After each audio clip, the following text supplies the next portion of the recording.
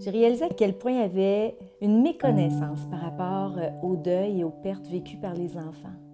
J'ai réalisé à quel point les adultes et les intervenants ne savaient pas comment parler aux enfants de ces épreuves-là et que plutôt que de dire la vérité, embellissaient la vérité ou étaient plus attirés par le mensonge. Alors j'ai fait des recherches, j'ai quitté le réseau public pour bâtir finalement Deuil Jeunesse.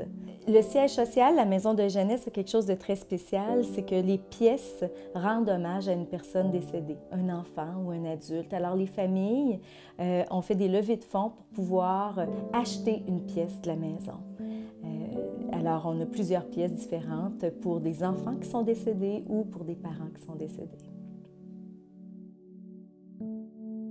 Quand j'avais 8 ans, mon père est décédé d'une dépression. Donc, il s'est suicidé dans ma chambre froide, chez nous. C'est parce que pour moi, j'ai perdu mon père, pour ma soeur. Mes soeurs, ils étaient allés chez ma mamie, puis mon oncle qui était drogué, il a commencé à y frapper des coups de couteau. Puis Laurence, elle a pris le téléphone puis est allée s'embarrer dans la salle de bain. Puis elle a pas eu le temps, fait que mon oncle a défoncé la porte de la chambre de bain. Je suis venue à Deuil Jeunesse parce que j'avais besoin d'aide au début. Parce que, tu sais, c'est gros, là, perdre un papa. Puis c'est bien d'aller voir quelqu'un qui n'est pas maladroit avec ça.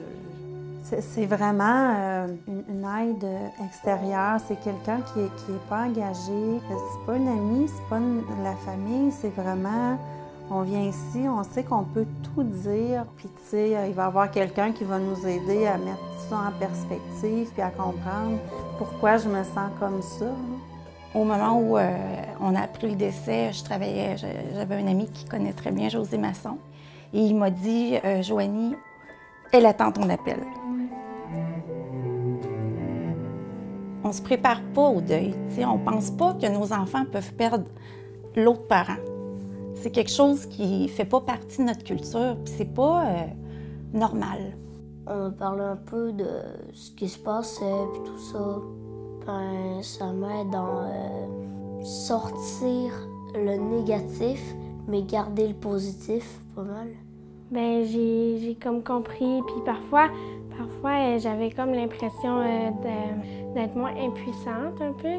Puis quand je sortais, j'avais le cœur un peu plus libre.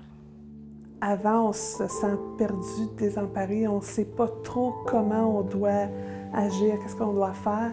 Je me souviens surtout comment je me suis sentie prise en charge par Deuil Jeunesse, par José Masson. Si j'avais des questions, si j'avais des inquiétudes, des choses que je ne savais pas, ou s'il se passait un événement qui me déstabilisait, je sentais que Deuil Jeunesse était là pour moi. C'est tellement un bel environnement. À chaque fois, on est encadré, on est aimé, c'est disponible.